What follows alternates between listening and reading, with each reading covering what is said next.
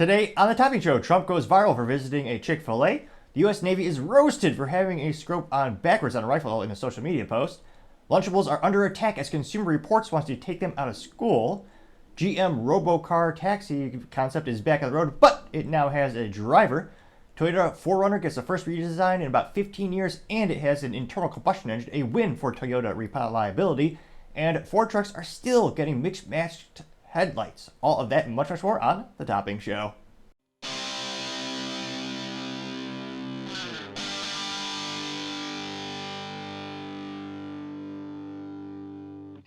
Thank you, everyone, for taking the time to tune in today. Today's episode of The Topping Show is proudly sponsored by Topping Technologies. Topping Technologies is an IT value-added reseller and services company with a special proficiency in IT security. Heck, I see their founder at least twice a day. I gotta say he's quite handsome and brilliant.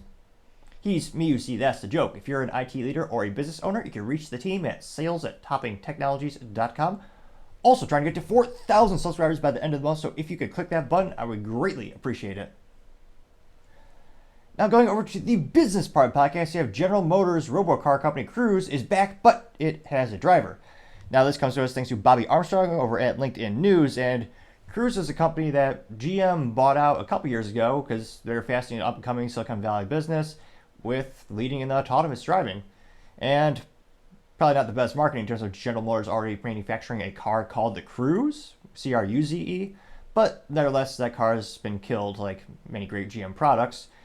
And now they have this little autonomous company. Now, unfortunately, the company's been, how do I say this, running over people in San Francisco, which, if it was an individual doing this, the city wouldn't care. They really don't prosecute crime too much. But because this is, a business, gets lots of publicity, the local government's pretending to care. So they actually pulled GM's permit to actually run autonomous vehicles in the city, thereby kneecapping their ability to invest in research and development, as well as attack people in cones on the streets.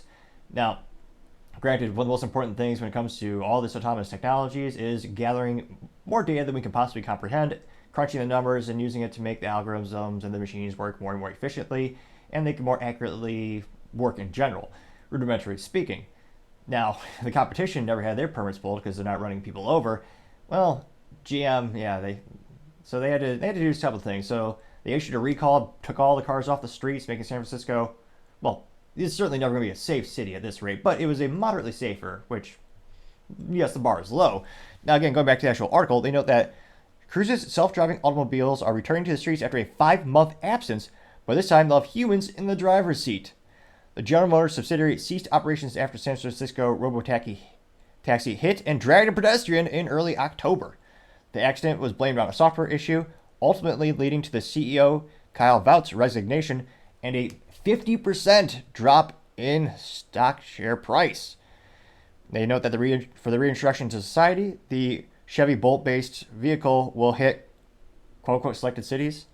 Now, I can't help but wonder, is that a pun? Because, the car is hitting people, now it's going to hit cities? Maybe this way, we might be giving Bobby a little bit more credit than he's due, but I find that a little bit cheeky. I like to give him the benefit of the doubt. Let's say he was going for that hidden pun. And they say it's going to be visiting these cities for geo-mapping purposes, beginning in Phoenix. Threats are expanding. Now I'm kind of curious, how's GM stock been going these days? Interestingly enough, it's been, last time I checked, it's actually increasing.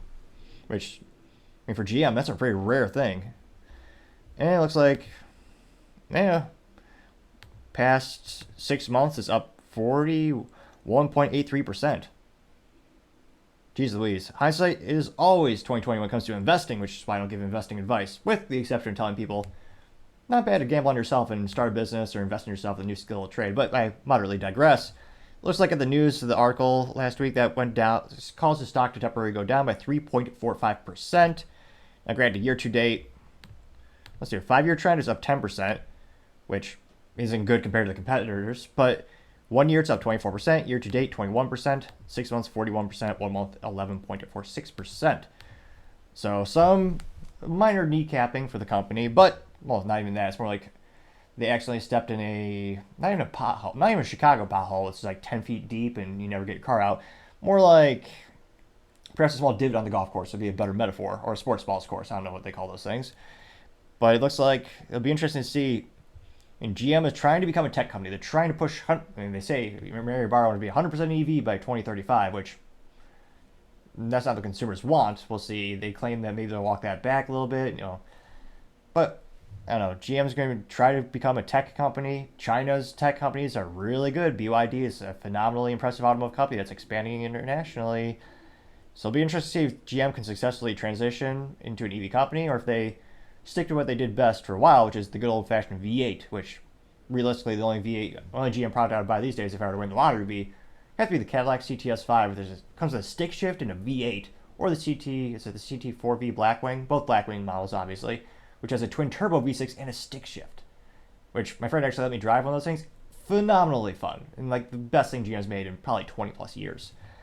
But let me know, do you think GM long term will be successful in autonomous driving, or do you think it's kind of futile and they can't compete with the really aggressive competition? As always, be fascinated to hear what you have to say. Thank you everyone for taking the time to tune in today. Again, we're trying to get to 4,000 subscribers by the end of the month, so if you could click that button, I'd really appreciate it. Also, leaving a thumbs up, thumbs down, or comment is a great way to give me some additional feedback, letting me know how to make the show better and better. Lastly, don't forget to take the time to tell your family, tell your friends, tell your coworkers, heck, tell your enemies, tell anyone and everyone. Just stay safe and fight the good fight.